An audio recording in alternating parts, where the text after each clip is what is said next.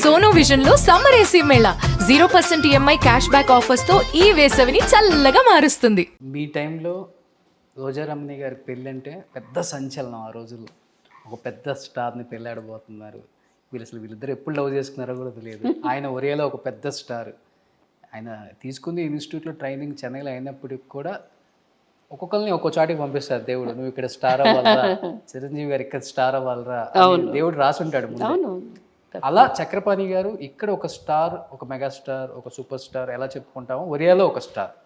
ఆయన జూనియర్ ఎన్టీఆర్, అదే sorry junior NTR కదా, ఏంటంటే పెద్ద ఎన్టీఆర్ గారు, ఒరియా ఎన్టీఆర్, ఒరియా ఎన్టీఆర్ గారు ఆయన సినిమాలు ఎక్కువ డబ్ చేసేవాళ్ళు అక్కడికి. అదే ఆయన సినిమాలన్నీ రీమేక్ చేశారు. ఇప్పుడు మేమిద్దరం కలిసే లవకుశ చేసాం, సీతా లవకుశ అని ఒరియాలో.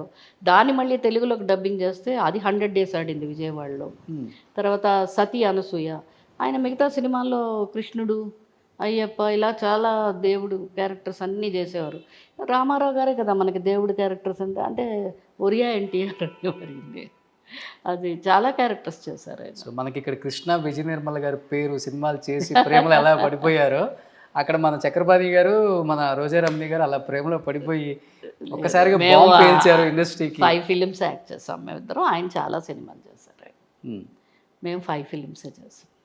ఫస్ట్ చేసుకోవాలని ఆలోచన వద్దమ్మా, చక్రపాణి గద్దా లేకపోతే రోజా రమణి గద్దా? మంచి అమ్మాయి ఇద్దరిది, ఇద్దరు ఊరికనే అనుకున్నాం. నువ్వు అన్నట్టు చాలా లవ్ అవి, మరి సెల్ ఫోన్లో అవన్నీ ఏమి లేవు అప్పుడు. ల్యాండ్లైన్ అంటే అమ్మ నాన్నలే తీసేవారు. ఓకే, అందుకని అవన్నీ లేవు. జస్ట్ అనుకున్నాం, ఇళ్లల్లో చెప్పాం. యూజువల్గా ఎలా ఉంటుందంటే సినిమా వాళ్ళ అనేటప్పటికి కొంచెం మంచి ఫేమ్లో ఉన్నారు, చాలా సినిమాలు చేస్తున్నారు. ఇప్పుడు ఈ టైంలో పెళ్లి చేసుకుంటే కెరీర్ అనలేదు. ఎవరు అనలేదు అంటే ఆగు నువ్వు పెళ్ళి కొన్నాళ్ళు అనలేదు. మేము అంటే ఇప్పుడు మనం అనుకుంటాం కదా, సమరసింహారెడ్డిలాగా జీపులు, కత్తులు, కటార్లు అలా ఏం లేవు, యూజువల్గా ఉంటాయి. అలాంటివి ఏమి లేవు. ఏదో ఇద్దరు ఇళ్లల్లో ఓకే అన్నారు, మంచి రోజు చూశారు, ఎంగేజ్మెంట్ చేస్తారు. ఎంగేజ్మెంట్ చాలా సింపుల్గా ఇంట్లో చేశారు. మ్యారేజ్ కూడా రిసెప్షన్ బాగా ఇచ్చారు. బట్ ఎవరో ఒకళ్ళు ఉంటారు కదా మన శత్రువులు, ఆపేద్దాం ఎలాగైనా కానీ, ఆపేయద్దు, చేసుకోవద్దు, శత్రువులు ఎవరు లేరు కానీ లేరు లేరు లేరు. అప్పుడు నేనే కొంచెం ఆలోచించుకున్నా. అంటే నా హ్యాండ్లో 8 films ఉండినాయి, అవి ఫినిష్ చేయాలి. బట్ లక్కీగా ఏంటంటే ఆల్మోస్ట్ అన్ని ఫినిషింగ్ స్టేజ్లో ఉన్నాయి. అదే 1-2 సినిమాలు అలాగా మిగిలిపోయింది. ఒక ఒరియా సినిమా కూడా మిగిలిపోయింది. అందులో చక్రపాణి గారు లేరు.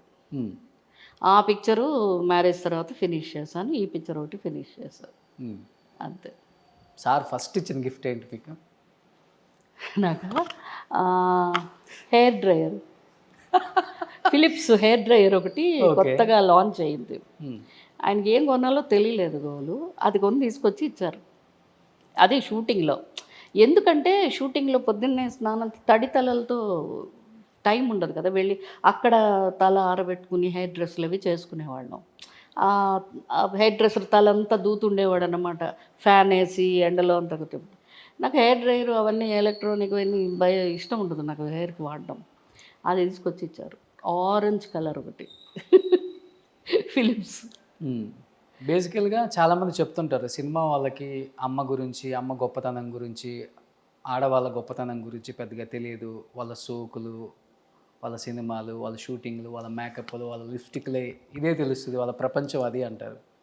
బట్ మీరు సినిమాకి చాలా దూరంగా వచ్చేసారు. పెళ్ళయింది, పిల్లలు కావాలి, ఫ్యామిలీ, ఇదే లైఫ్ అనుకొని ఒక అమ్మతనం, ఆ గొప్పతనం తెలుసుకొని ఏం చెప్తారు? అమ్మ గొప్పతనం అంటే ఏమని చెప్తారు మీరు ఒక అమ్మగా? అమ్మ గొప్పతనం అంటే ఇందాక నేను ఒక పాట పాడాను, బుల్లెమ్మ బుల్లెల్లో అమ్మ మీద ఒక పాట ఉంటుంది. ఆ పాటలో ఉంటుంది ఆ గొప్పతనం అంతా. అమ్మ ఉన్న ఇల్లు లేనిది లేదు అన్నది ఒక మాట ఉంటుంది. అందుకని అమ్మ ఉంటే అన్నీ ఉన్నట్టే మనకి. కొన్ని వేల లక్షల కోట్ల ఆస్తులు ఉన్నా కూడా అమ్మ అమ్మే, ఏ జీవికైనా. సో అమ్మ గొప్పతనం మన మాటల్లో చెప్పలేనిదే అమ్మ గొప్పతనం. దానికి ఒక కొలమానం, దానికి ఒక ఇది ఏమి ఉండదు. అమ్మ అమ్మే. అది కాకపోతే నేనేదో సాక్రిఫైస్ చేశాను దానికోసం అని కాదు. నేను యాక్చువల్గా ఏంటంటే మనం ఆ పిల్లలు అమ్మని మిస్ అవ్వకూడదు. ఏమైనా అమ్మ లేకపోతే అన్నం పెట్టు, లేకపోతే అమ్మ అని ఏదైనా చెప్పాలనుకున్నప్పుడు అవి అమ్మ ఇంట్లో లేదే వర్క్ చేస్తుంది, అలాగని వర్క్ చేస్తున్న వాళ్ళని నేను ఇది చేయట్లేదు. ఎందుకంటే అమ్మ ఎప్పుడు ఉంటే బాగుంటుంది కదా అని ఒక డెఫినెట్గా చిన్న ఆశ నాకు, అంతే. ఒక ఏజ్ వచ్చే వరకు ఉండాలి. అంటే మా అమ్మగారు ఇంట్లోనే ఉండేవారు కదా, మేము ఎప్పుడు అమ్మ అన్నా ఒక సినిమా చూడాలన్నా, ఒక మంచి ఫుడ్ తినాలన్నా, ఒక మంచి బట్టలు కొనుక్కోవాలన్నా ఏదైనా అమ్మ అమ్మ అమ్మ అమ్మ అని అడిగేవాళ్ళం. సో అదే ఫీలింగ్ నాకు ఉండిపోయింది అన్నమాట. మన పిల్లలు కూడా అలాగా అమ్మ అన్నప్పుడు ఉంటే బాగుంటుంది కదా అన్నట్టు. అంతేగాని అదేదో పెద్ద సాక్రిఫైసింగ్ చేస్తాం అసలు పిల్లల కోసం అలాగేం లేదు. అమ్మ మీ లైఫ్లో మీ లైఫ్ని కానీ లేకపోతే మీ లైఫ్ ఇంత దూరం రావటానికి కానీ ఆమె మీ లైఫ్లో ఎంతవరకు ప్రభావితం చేయగలిగారు? ఉండింది అమ్మ బాగా కాదు. అమ్మ ఏంటంటే అమ్మకి యాక్చువల్గా నేను ఆర్టిస్ట్ అవ్వాలని ఎప్పుడు తన పాపం కోరుకోలేదు.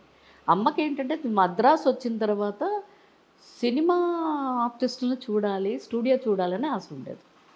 ఆ ఒక చిన్న ఆశ, నా మొండితనం స్టూడియోకి వెళ్ళాలి అని, ఆ రెండు కలిసి అమ్మ కొంచెం బలవంతం పెట్టింది. ఒక్కసారి స్టూడియో చూపించవచ్చు కదా, ఏడుస్తుంది కదా అని.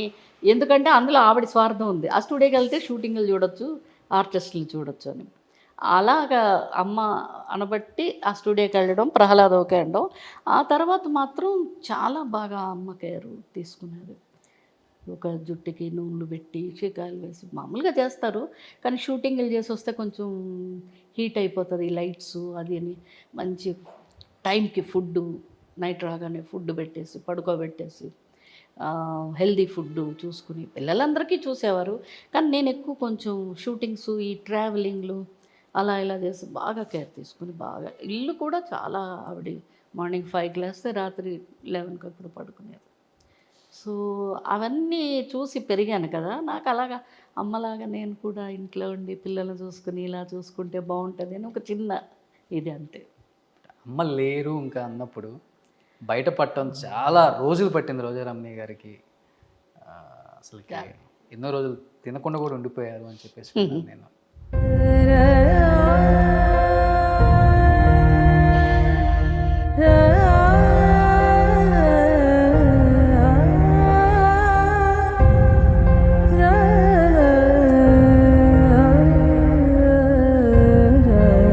అంతకంటే బాధే ఉంటుంది. డెఫినెట్గా ప్రతి ఒక్కరు అమ్మ ఉంటుంది, అదే చాలా. మనం అమ్మ నాన్నలతో గడిపిన సంతోషమైన ఎన్నో ఆనందమైన విషయాలు ఉంటాయి, అవి మర్చిపోలేము. అలాగే వాళ్ళు లేరు అన్న బాధ కూడా అంతకు మించిన బాధ వేరే ఉండదు. డెఫినెట్గా. బట్ ఆ లోటుని ఎక్కువ చక్రపాణి గారు తెలుస్తారు కదా మీకు. ఒక చిన్న పాపలాగే చూసుకుంటారని వింటాం మేము. అలాగే ఏం లేదు, అందరూ పిల్లలు కూడా బాగా చూసుకుంటారు. యాక్చువల్గా పిల్లలతో వాళ్ళు ఏదో పిల్లలు నేను అమ్మని అలా ఉండం, జస్ట్ ఫ్రెండ్స్లాగా ఉంటాం. చాలా ఆడుకుంటుంటాం, దెవలాడుకుంటుంటాం, సినిమాలు చూసుకుంటాం, సినిమాలు డిస్కస్ చేసుకుంటుంటాం, హోమ్ థియేటర్లో చూసుకుంటూ చిన్న చిన్న గేమ్స్, చెస్ అని అవన్నీ ఆడుకుంటుంటాం. చాలా సరదాగా ఉంటాం. అంటే ఫ్రెండ్స్ లాగే ఉంటాం ఇంట్లో. ఏదైనా ఒక షాపింగ్ చేయాలన్నా కూడా పాప నేను అలాగే ఉంటాం. అక్కడ చీరల షాపులో ఈ చీర బాగుందని తండ్రి, నాకు ఆ చీర నచ్చలేదనో లేకపోతే ఇదనో అదనో, ఆఖరికి వాళ్ళే గెలుస్తారు. ఇప్పుడు మీరు అమ్మ అనగానే కళ్ళంపటి నీళ్ళు అసలుకి నాన్ స్టాప్గా అలా వచ్చేసాయి. బట్ తరుణ్ కానీ పాప కానీ ఈ అమ్మ కోసం బాధపడ్డ క్షణాలు ఎప్పుడైనా నాకు హెల్త్ కొంచెం ఏదైనా బాగాలేదు, కొంచెం ఏదో చిన్న చిన్నవి ఉంటాయి కదా ప్రాబ్లమ్స్, హెల్త్ ప్రాబ్లమ్స్, అలా వచ్చినప్పుడు మాత్రం వాళ్ళు అసలు చాలా టెన్షన్ అయిపోతారు. ఏంటో విపరీతమైన అంత టెన్షన్ పెట్టి నన్ను టెన్షన్ పెట్టకండి అంటాను. యాక్చువల్గా అంత ఉండదు ఏమి. ఓకే, అంత ఏమి పెద్ద అంత టెన్షన్ పడే అంతవి కాదు, అయినా టెన్షన్ అయిపోతుంటారు వాళ్ళు. అదిగో నీకు ఏదో ఒంట్లో బాగాలేదు, నువ్వేంటి అలా అయిపోయావు, బీపీ ఎక్కువ అయిపోయిందా, నీకు లో అయిపోయిందా, అసలు ఏమి టెస్టులు చేయకుండా వాళ్ళే చెప్పేస్తుంటారు. నువ్వు పడుకో అలా పడుకో, అసలు రావద్దు అని వేసేసి పడుకోబెట్టేసి, నాకు అలా చేస్తే ఎక్కువైపోతుంది, మీరు అలా టెన్షన్ పెట్టకండి అంటుంటాను నేను. సో అంత టెన్షన్ అవుతుంటారు. ఈయన చక్రపాణి గారు ఆయన ముందుగా చెప్పేస్తారన్నమాట. ఏమన్నా ఇలాగా ఉంటుంది హెల్త్ జాగ్రత్త. ఆయన అన్ని మెడికల్ ఇదిలో మొత్తం డాక్టర్ కౌన్సిలింగ్ ఇచ్చినట్టు ఇస్తుంటారు. ఆయన అన్నీ అయ్యే పంపిస్తుంటారు మాకు మెసేజ్లు పొద్దున్నేస్తే. ఓకే, ఫ్యామిలీ గ్రూప్లో. ఫుడ్లో ఏం తినాలి, తొందరగా పడుకోవాలి, ఎక్కువ సెల్ ఫోన్ మాట్లాడకూడదు, చూడకూడదు, ఆయన చూస్తుంటారు సెల్ ఫోన్. ఆయన అంటే బిజినెస్ వ్యాపారం ఉంది కాబట్టి చూస్తారు. అన్నీ ఆయన అన్నీ వాట్సాప్లు అన్నీ.